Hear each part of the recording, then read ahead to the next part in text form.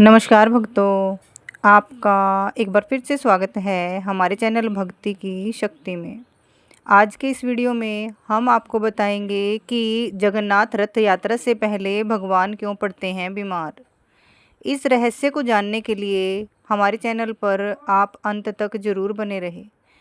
जय श्री कृष्ण भक्तों, जय जगन्नाथ भगवान की।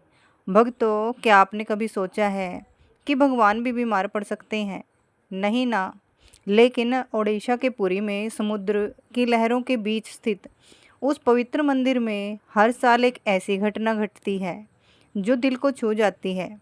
वहाँ के महाप्रभु जगन्नाथ, जो इस पूरे ब्रह्मांड के स्वामी हैं, हर साल अपनी रथ यात्रा से पहले 15 दिनों के लिए बीमार पड़ जाते हैं। जी हाँ, आपने सही सुना। वही जगन्नाथ जी जिनके दर्शन मात्र से भक्तों के सभी कष्ट दूर हो जाते हैं, वे खुद बीमार हो जाते हैं। लेकिन यह कोई साधारण बीमारी नहीं होती। यह है उनके असीम प्रेम की कहानी। एक ऐसी कहानी जो हमें सिखाती है कि सच्चा प्रेम क्या होता है।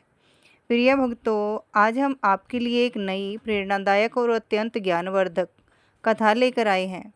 कथा आरंभ करने से पूर्व आपसे एक विनम्र निवेदन है। शास्त्रों में कहा गया है कि कथा को अधूरा नहीं छोड़ा जाता, अतः इसे अंत तक अवश्य सुने। तो आइए बिना किसी विलंब के आरंभ करते हैं आज की यह अद्भुत प्रेरणादायक कहानी। जय जगन्नाथ भगवान की। भगवान जगन्नाथ, बलप्रद और सुभद्रा जी की कृपा आप सभी पर बनी रहे। यह है ज्येष्ठ मास की पूर्णिमा। आकाश में चांद की शीतल चांदनी है और पुरी में भक्तों का अपार सैलाब दिख रहा है। यह दिन है स्नान पूर्णिमा का, जब भगवान जगन्नाथ अपने भाई बलभद्र और बहन सुभद्रा के साथ मंदिर से बाहर आते हैं। लेकिन यह कोई साधारण स्नान नहीं होता। 108 सुवर्ण कलशों में गंगा, यमुना, नर्मदा, गोदावरी और सिंधु जैसी पवित्र नदियों के जल से स्नान कराया जाता है। इस जल में डाले जाते हैं सुगंधित फूल, तुलसी के पत्ते और आयुर्वेदिक औषधियाँ। जब यह शीतल जल भगवान के कोमल शरीर पर गिरता है तो ऐसा लगता है जैसे पूरी प्रकृति उनकी सेवा में लग गई हो। हजारों भक्त मंत्रोच्चार करते हैं। किसी की आंखों से आंसू बह रहे हैं, कोई भाव विभोर होकर नृत्य कर रहा है। यह स्नान एक अनुष्ठान नहीं बल्कि प्रेम का समुद्र होता है जो लहराता है। लेकिन तभी एक अद्भुत परिवर्तन होता है। स्नान के बाद भगवान को सर्दी लग जाती है, उन्हें बुखार आ जाता है। हाँ, सचमुच वे बीमार हो जाते हैं। और इसके बाद शुरू होता है अनवसर काल। मंदिर के कपाट बंद हो जाते हैं। 15 दिनों तक भक्तों को प्रभु के दर्शन नहीं होते। बाहर भक्त आंखें बिछाए प्रतीक्षा करते हैं, प्रार्थनाएं करते हैं, रोते हैं। अंदर भगवान विश्राम कर रहे होते हैं, स्वास्थ्य लाभ ले रहे होते हैं। क्या आप जानते हैं इन 15 दिनों में क्या होता है? मंदिर के पुजारी वैद्य बन जाते हैं। भगवान को आयुर्वेदिक काढ़ा दिया जाता है, फलों का रस पिलाया जाता है, उनके शरीर पर शीतल लेप लगाया जाता है और रात को मीठा दूध अर्पित किया जाता है। ठीक वैसे जैसे घर में कोई बीमार हो तो उसकी सेवा की जाती है। पूरी की हवाओं में एक खामोशी छा जाती है। वह रसोई जो कभी बंद नहीं होती, वो भी 15 दिनों के लिए शांत हो जाती है। 56 भोग की जगह केवल काढ़ा और फल का रस रह जाता है। मंदिर में सन्नाटा और भक्तों में बेचैनी। पर यह सब क्यों? इसके पीछे छिपी है एक ऐसी कथा जो हृदय को स्पर्श करती है। सदियों पहले पुरी में माधवदास नाम के एक भक्त रहते थे, जिनके लिए जगन्नाथ ही जीवन थे। वे संसार में अकेले थे, न कोई पत्नी, न संतान, न संबंधी। बस एक ही रिश्ता था अपने प्रभु से। उनका हर दिन भगवान के दर्शन से शुरू होता था। वे घंटों मंदिर में बैठकर भजन करते, भगवान से बातें करते, जैसे कोई अपने मित्र से करता है। और आश्चर्य की बात यह है कि भगवान भी उनसे संवाद करते थे, हंसते थे, खेलते थे, शरारतें करते थे। माधवदास की खुशी का कोई ठिकाना न था। वे कहते, मेरे पास तो सब कुछ है, मेरे जगन्नाथ है ना, वे मेरी रक्षा करेंगे, मेरी सेवा करेंगे। और सचमुच भगवान की कृपा से उन्हें कभी किसी वस्तु की कमी नहीं हुई। लेकिन एक दिन सब बदल गया। माधवदास को अचानक तेज बुखार आया, उल्टी दस्त शुरू हो गए। बुखार इतना तेज था कि वे बिस्तर से उठ नहीं पा रहे थे। पसीने से लथपथ निर्बल शरीर, भोजन से विरक्ति, सब कुछ अस्त व्यस्त। दिन बीतते गए पर राहत नहीं मिली। वे इतने कमज़ोर हो गए कि सेवों का ध्यान भी नहीं रख पा रहे थे। अकेले पड़े रहते और रोते हुए पुकारते, हे जगन्नाथ, हे प्रभु, कहाँ हो तुम? तुमने कहा था कि मेरी रक्षा करोगे। आज मैं इतना बीमार हूँ, कहाँ हो? लेकिन भगवान का कहीं नाम निशान नहीं था। माधवदास तड़पते रहे। कभी कभी तो वे बेहोश हो जाते। जब होश आता तो वे फिर भगवान को पुकारते, लेकिन कोई जवाब नहीं मिलता। 15 दिन बीत गए। माधवदास की हालत अब गंभीर हो चुकी थी। वे मृत्यु के करीब पहुंच गए थे। उनकी सांसें तेज चल रही थी। हाथ पांव ठंडे पड़ चुके थे। लगता था कि अब वे बच नहीं सकेंगे। 16वें दिन सुबह जब माधवदास की आंख खुली तो उन्होंने देखा कि उनके पास एक नौजवान बैठा है। सुंदर मुखमंडल, तेजस्वी आंखें और चेहरे पर करुणा की अनंत छाया। वह नौजवान माधवदास का माथा सहला रहा था। कौन हो तुम? माधवदास ने कमजोर आवाज में पूछा। मैं तुम्हारी सेवा करने आया हूँ, उस नौजवान ने मुस्कुराते हुए कहा। और फिर शुरू हुई वह सेवा जिसे देखकर देवता भी शर्मा जाए। उस नौजवान ने माधवदास को पानी पिलाया, उनके गंदे कपड़े बदले, शरीर को साफ किया, दवा दी, रात दिन उनके पास बैठकर उनकी देखभाल की। धीरे धीरे माधवदास की तबीयत सुधरने लगी। बुखार कम होने लगा। वे थोड़ा खाने पीने लगे। उस नौजवान की सेवा इतनी निस्वार्थ थी कि माधवदास हैरान रह गए। तुम कौन हो भाई? तुम मेरी इतनी सेवा क्यों कर रहे हो? मैं तो तुम्हें जानता भी नहीं। नौजवान ने सिर्फ मुस्कुराकर कहा, सेवा करने के लिए क्या जानना जरूरी है? तुम बीमार हो, मैं स्वस्थ हूँ, बस यही काफ़ी है। जब माधवदास पूरी तरह स्वस्थ हो गए तो उस नौजवान ने कहा, माधव, अब मैं जा रहा हूँ। नहीं, तुम कहीं नहीं जाओगे। तुमने मेरी इतनी सेवा की है, मैं तुम्हें कैसे जाने दूँ? मुझे जाना होगा माधव, लेकिन तुम परेशान मत हो, मैं हमेशा तुम्हारे साथ हूँ। और यह कहकर वह नौजवान अदृश्य हो गया। माधवदास हैरान रह गए। यह क्या हुआ? वह कौन था? उसी रात माधवदास के सपने में भगवान जगन्नाथ आए। वही मुस्कान, वही करुणा भरी आंखें। माधव, पहचाना मुझे? माधवदास की आंखों से आंसू बहने लगे। प्रभु, वह नौजवान, वह तुम थे? हाँ माधव, मैं ही था। तुम्हारी सेवा करने के लिए मैं स्यों आया था। लेकिन प्रभु, आप तो भगवान हैं, आपने मेरी सेवा क्यों की? मैं तो आपका दास हूँ। भगवान जगन्नाथ की आंखों में आंसू आ गए। माधव, जब मेरा भक्त कष्ट में होता है तो मुझसे रहा नहीं जाता। तुम्हारी पीड़ा मैं सह नहीं सकता था, इसलिए मैं आया था। लेकिन प्रभु, अगर आप चाहते तो मेरा रोग तुरंत ठीक कर सकते थे। आपको मेरी सेवा करने की क्या ज़रूरत थी? भगवान ने गहरी सांस ली। माधव, प्रारब्ध के फल को भोगना पड़ता है। मैं चाहता तो तुम्हारा रोग मिटा सकता था, लेकिन फिर तुम्हें यह कष्ट किसी और जन्म में भोगना पड़ता। और मैं नहीं चाहता कि मेरा भक्त एक जन्म भी कष्ट उठाए। तो फिर प्रभु, इसलिए मैंने तुम्हारे कष्ट को बांटा। तुम्हारी सेवा करके मैंने तुम्हारे प्रारब्ध को हल्का किया। लेकिन फिर भी तुम्हारी बीमारी के 15 दिन बाकी हैं। माधवदास रो पड़े। प्रभु, मैं उन 15 दिनों को भी सह लूँगा। आपने इतना किया है मेरे लिए। नहीं माधव, मैं नहीं चाहता कि तुम एक दिन भी और कष्ट सहो। तुम्हारी बाकी बीमारी मैं अपने ऊपर लेता हूँ।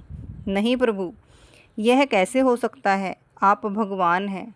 माधव, प्रेम के आगे भगवान होना या इंसान होना कुछ मायने नहीं रखता। तुम मेरे प्रिय हो, तुम्हारा कष्ट मैं सह नहीं सकता। और भगवान जगन्नाथ ने माधवदास की बाकी 15 दिनों की बीमारी अपने ऊपर ले ली। उसी दिन से यह परंपरा शुरू हुई। हर साल ज्येष्ठ पूर्णिमा को जब भगवान का स्नान होता है तो वो बीमार पड़ जाते हैं। 15 दिन तक वे अपने भक्तों के कष्टों को अपने ऊपर लेते हैं। यह कोई काल्पनिक कहानी नहीं है, यह सच है। आज भी पुरी में यही होता है। स्नान के बाद भगवान को सर्दी बुखार हो जाता है। मंदिर के कपाट बंद हो जाते हैं। वैद्य आकर भगवान की जांच करते हैं। उन्हें दवा दी जाती है, काढ़ा पिलाया जाता है। 15 दिन बाद जब वे ठीक हो जाते हैं तो नेत्र उत्सव मनाया जाता है। भगवान की आंखें खुलती हैं, वे फिर से अपने भक्तों को दर्शन देते हैं और फिर शुरू होती है भव्य रथ यात्रा। आज जब हम इस कहानी को सुनते हैं तो कई सवाल मन में आते हैं। क्या सच में भगवान बीमार पड़ सकते हैं? क्या वे दर्द महसूस कर सकते हैं? जी हाँ, वे कर सकते हैं, क्योंकि प्रेम के आगे कुछ भी असंभव नहीं। जब आप किसी से सच्चा प्रेम करते हैं तो उसका दुख आपका दुख बन जाता है, उसकी खुशी आपकी खुशी बन जाती है।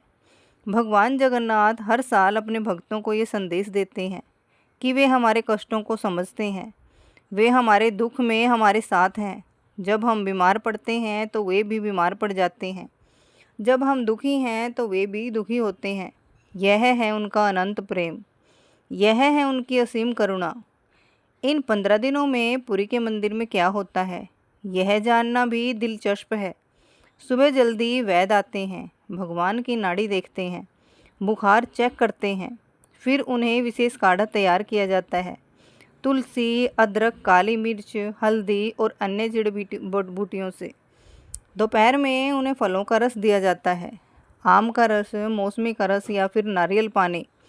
शाम को उनके माथे पर शीतल लेप लगाया जाता है, चंदन, कपूर और गुलाब जल से। रात को सोने से पहले उन्हें मीठा दूध पिलाया जाता है। दूध में केसर, इलायची और मिश्री मिलाई जाती है। पुजारी उनकी सेवा इस तरह करते हैं जैसे कोई माँ अपने बीमार बच्चे की सेवा करती है। वे बार बार जाकर देखते हैं कि भगवान कैसे हैं, उनकी सांस ठीक चल रही है या नहीं, उन्हें कोई तकलीफ़ तो नहीं हो रही। इन 15 दिनों में पुरी में एक अजीब सा माहौल रहता है। हजारों भक्त मंदिर के बाहर इकट्ठे होते हैं। वे रोते हैं, प्रार्थना करते हैं, मंत्र जपते हैं। कुछ लोग व्रत रखते हैं, कुछ लोग दान पुण्य करते हैं। हे जगन्नाथ, जल्दी ठीक हो जाइए। प्रभु, हमारी गलती माफ़ कर दीजिए। भगवान, आप हमारे कष्ट अपने ऊपर ले रहे हैं। यह दृश्य देखकर आंखों में आंसू आ जाते हैं। भक्तों का प्रेम, उनकी चिंता, उनकी बेचैनी, सब कुछ इतना सच्चा लगता है। कुछ भक्त तो मंदिर के बाहर ही सो जाते हैं। वे कहते हैं, जब तक हमारे प्रभु ठीक नहीं हो जाते हम घर कैसे जा सकते हैं। 15 दिन बाद जब भगवान जगन्नाथ स्वस्थ हो जाते हैं तो पूरे पुरी में खुशी का माहौल छा जाता है। इस दिन को नेत्र उत्सव कहते हैं, क्योंकि भगवान की आंखें फिर से भक्तों के लिए खुल जाती हैं। मंदिर के कपाट खुलते हैं, भगवान के नए कपड़े पहनाए जाते हैं, उन्हें फूलों से सजाया जाता है और फिर भक्तों को उनके दर्शन होते हैं। उस समय का दृश्य अवर्णनीय होता है। हजारों लोग एक साथ चिल्लाते हैं, जय जगन्नाथ। आंसू बहते हैं, लोग खुशी से नाचते हैं, ढोल नगाड़े बजते हैं। देखो, हमारे प्रभु ठीक हो गए। 15 दिन बाद उनके दर्शन हुए, कितने सुंदर लग रहे हैं। और फिर अगले दिन शुरू होती है भव्य रथ यात्रा। भगवान अपने भाई बहन के साथ रथ पर सवार होकर निकलते हैं अपनी मौसी के घर जाने के लिए। आज के ज़माने में भी यह परंपरा बिल्कुल वैसी ही निभाई जाती है जैसे सदियों से चली आ रही है। आधुनिक डॉक्टर भी भगवान को देखने आते हैं। वे कहते हैं कि वास्तव में मूर्ति के तापमान में बदलाव होता है, उनके चेहरे पर थकान दिखाई देती है। यह कैसे संभव है? विज्ञान के पास इसका कोई जवाब नहीं, लेकिन श्रद्धा और विश्वास के पास जवाब है, प्रेम के पास जवाब है। भगवान जगन्नाथ का यह अनुष्ठान हमें सिखाता है कि सच्चा प्रेम स्वार्थ रहित होता है। जब आप किसी से सच्चा प्रेम करते हैं तो आप उसके लिए कुछ भी कर सकते हैं, यहाँ तक कि आप अपना सुख चैन भी त्याग सकते हैं। इस कहानी का सबसे बड़ा संदेश यह है कि भगवान हमसे कितना प्रेम करते हैं। जब हम दुख में होते हैं तो वे भी दुखी होते हैं, जब हम बीमार पड़ते हैं तो वे भी हमारे साथ कष्ट सहते हैं। यह कहानी हमें भी सिखाती है कि सेवा का मतलब क्या होता है। माधव दास की सेवा करके भगवान ने दिखाया कि सच्ची सेवा निस्वार्थ होती है, उसमें कोई अपेक्षा नहीं होती। और सबसे बड़ी बात यह है कि यह कहानी हमें बताती है कि हमारे कष्ट व्यर्थ नहीं जाते। भगवान हमारे हर दुख को देखते हैं, समझते हैं और उसे अपने ऊपर ले लेते हैं। आज जब हमारे जीवन में कष्ट आते हैं तो हमें याद रखना चाहिए कि हमारे जगन्नाथ जी हमारे साथ हैं। वे हमारे दुख में हमारे साथ दुखी होते हैं, हमारी पीड़ा को अपने ऊपर लेते हैं। हर साल जब वे बीमार पड़ते हैं तो हमें याद दिलाते हैं कि वे हमारे कष्टों को भूले नहीं हैं। वे आज भी उसी तरह हमारी चिंता करते हैं जैसे माधवदास जी करते थे। यही है जगन्नाथ का प्रेम, यही है उनकी करुणा, यही है उनका वह वादा जो वे आज तक निभा रहे हैं। जब भी आप कष्ट में हों, दुखी हों, परेशान हों, तो याद रखिए कि पुरी में बैठे आपके जगन्नाथ जी आपकी चिंता कर रहे हैं। वे आपके दुख को अपने ऊपर लेने के लिए तैयार हैं।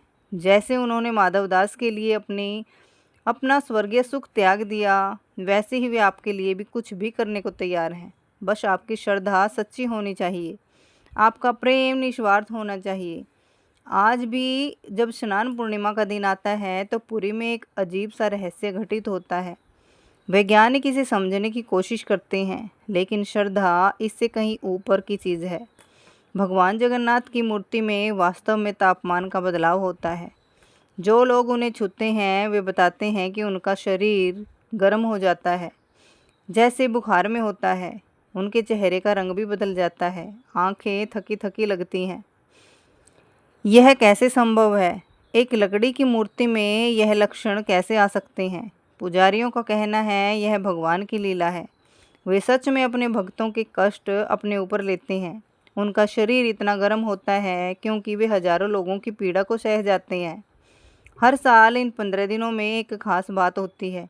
जो भक्त मंदिर के बाहर प्रार्थना करते हैं उनकी मनोकामनाएं पूरी हो जाती हैं।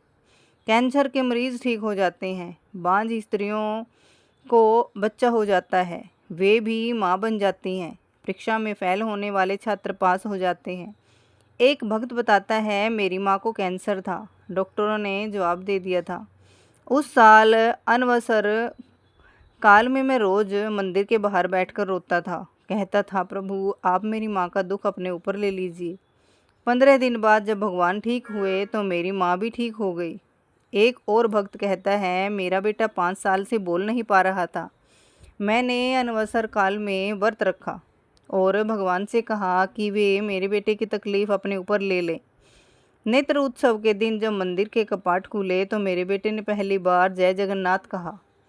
ये सिर्फ कहानियाँ नहीं हैं, यह वास्तविक अनुभव है उन लोगों के जिन्होंने भगवान जगन्नाथ की करुणा को महसूस किया है। इन 15 दिनों में पुरी का पूरा माहौल ही बदल जाता है। यहाँ के स्थानीय लोग बताते हैं कि हवा में एक अजीब सी शांति छा जाती है, समुद्र की लहरें भी धीमी हो जाती हैं। पुरी के पुराने निवासी कहते हैं कि माधवदास की आत्मा आज भी वहाँ भटकती है। वे कहते हैं कि अनवसर काल के दिनों में एक बुजुर्ग व्यक्ति मंदिर के आसपास दिखाई देता है। वह भगवान के लिए रोता है, उनकी चिंता करता है। यह माधवदास की आत्मा है, वो आज भी अपने प्रभु की सेवा कर रहा है। जब भगवान बीमार पड़ते हैं तो वह उनके पास आ जाता है। यह सुनकर रोंगटे खड़े हो जाते हैं। प्रेम इतना गहरा हो सकता है कि मृत्यु के बाद भी वह समाप्त नहीं हो। एक पुजारी बताता है मैंने कई बार देखा है, रात के समय जब हम भगवान की सेवा करते हैं तो लगता है जैसे कोई और भी वहाँ है, कोई और भी भगवान का माथा सहला रहा है। 15 दिन बाद जब भगवान ठीक हो जाते हैं तो पूरे संसार में खुशी छा जाती है। रथ यात्रा का दिन आता है। 3 विशाल रथ तैयार किए जाते हैं भगवान जगन्नाथ, बलभद्र जी और सुभद्रा जी के लिए। यह यात्रा सिर्फ एक उत्सव नहीं, यह जीत का जश्न है। प्रेम की जीत, करुणा की जीत, अच्छाई की जीत। लाखों लोग भाग लेते हैं, रथ खींचते हैं, नाचते हैं, गाते हैं, रोते हैं खुशी से। हमारे प्रभु ठीक हो गए, वे फिर से हमारे साथ हैं। प्रेम की जीत हुई है। यह दृश्य इतना भावुक होता है कि देखने वालों की आंखों में आंसू निकल आते हैं। रथ यात्रा में भगवान जाते हैं गुंडीचा मंदिर। यह उनकी मौसी का घर माना जाता है। यहाँ की कहानी भी दिलचस्प है। कहते हैं भगवान की मौसी गुंडीचा उनसे बहुत प्रेम करती थी। जब भगवान बीमार पड़ते तो वह बहुत परेशान हो जाती थी, रोती थी, प्रार्थना करती थी। एक बार उन्होंने भगवान से कहा, प्रभु आप हर साल बीमार क्यों पड़ते हैं? मुझसे आपकी बीमारी नहीं देखी जाती। भगवान मुस्कुराकर बोले, मौसी यह मेरे भक्तों के लिए है, लेकिन चिंता मत करो, जब मैं ठीक हो जाऊंगा तो तुम्हारे घर आऊँगा। तब से यह परंपरा है कि भगवान अपनी बीमारी के बाद मौसी के घर जाकर विश्राम करते हैं। वहाँ वे 9 दिन रहते हैं। मौसी उनकी सेवा करती है, उन्हें स्वादिष्ट भोजन कराती है। यह है रिश्तों का प्रेम, यह है पारिवारिक स्नेह। भगवान भी हमारी तरह रिश्ते नाते निभाते हैं। 9 दिन बाद भगवान वापस अपने मूल मंदिर लौटते हैं। इस यात्रा को बहुड़ा यात्रा कहते हैं। यह यात्रा भी उतनी ही भावुक होती है। भक्त कहते हैं, प्रभु अब घर वापस आ रहे हैं। वे अपने भक्तों के पास लौट रहे हैं। लेकिन इस यात्रा में एक दुख भी छुपा होता है। भगवान फिर से 1 साल बाद बीमार पड़ेंगे। फिर से 15 दिन का इंतजार होगा। अगली बार भी यही होगा। भक्त सोचते हैं, प्रभु फिर से हमारे दुख अपने ऊपर लेंगे। यह चक्र निरंतर चलता रहता है, हर साल बिना रुके बिना थके। पुरी के मंदिर का महाप्रसाद दुनिया भर में प्रसिद्ध है, लेकिन अनवसर काल में यह प्रसाद नहीं बनता। क्यों? पुजारी बताते हैं, जब भगवान बीमार होते हैं तो वे भोजन नहीं कर सकते, इसलिए रसोई बंद हो जाती है। लेकिन 16वें दिन जब भगवान ठीक हो जाते हैं तो पहला प्रसाद बनता है, पन्ना। यह एक खास पेय होता है, दही, गुड़, केला और नारियल से बना। इस प्रसाद की खासियत यह है कि यह तुरंत ठीक कर देता है। जो भक्त इसे पीते हैं उनकी सभी बीमारियां दूर हो जाती है। यह वही प्रसाद है जो भगवान अपनी बीमारी के बाद सबसे पहले ग्रहण करते हैं। पुजारी कहते हैं, इसमें वह शक्ति है जो सभी रोगों को हरा देती है।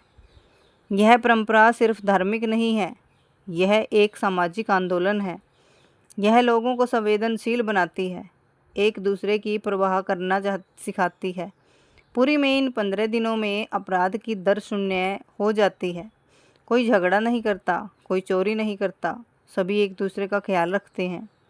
लोग कहते हैं, जब हमारे भगवान बीमार हैं तो हम कैसे बुरा काम कर सकते हैं। यह है धर्म की असली शक्ति, जो लोगों को अच्छा इंसान बनाती है।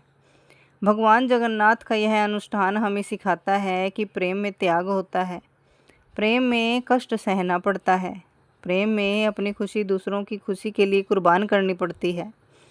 लेकिन यह कष्ट कोई बोझ नहीं होता, यह खुशी है, यह संतुष्टि है, यह वह अनुभव है जो जीवन को सार्थक बना देता है। आप सभी को भगवान श्री जगन्नाथ जी की भव्य रथ यात्रा की हार्दिक शुभकामनाएं। जय जगन्नाथ। भगवान जगन्नाथ, बलभद्र और सुभद्रा जी की कृपा आप सभी पर बनी रहे। आपके जीवन में सुख, शांति और समृद्धि का रथ निरंतर आगे बढ़ता रहे। रथ खींचिए, प्रेम पाइए, श्री जगन्नाथ जी के चरणों में मन लगाइए। पूरी रथ यात्रा 2025 के प्रमुख अनुष्ठान और कार्यक्रम। अनवसरा 13 जून से शुरू होकर 26 जून तक। गुंडीचा मर्चन 26 जून, रथ यात्रा 27 जून। हेरा पांचमी 1 जुलाई। बहुधा यात्रा 4 जुलाई। सुनाभेशा 5 जुलाई। नीलाद्री विजया 5 जुलाई। यह पूरी परंपरा कुल 9 दिनों तक चलती है और इसका समापन नीलाद्री विजया के साथ होता है। प्रेम से बोलिए जय जगन्नाथ, जय श्री हरि विष्णु। ऐसी ही रोचक और धार्मिक और कहानियाँ सुनने के लिए हमारे चैनल को सब्सक्राइब करें और वीडियो को लाइक और शेयर ज़रूर करें। धन्यवाद। जय जगन्नाथ भगवान की, जय श्री हरि विष्णु। राधे राधे, जय श्री कृष्णा।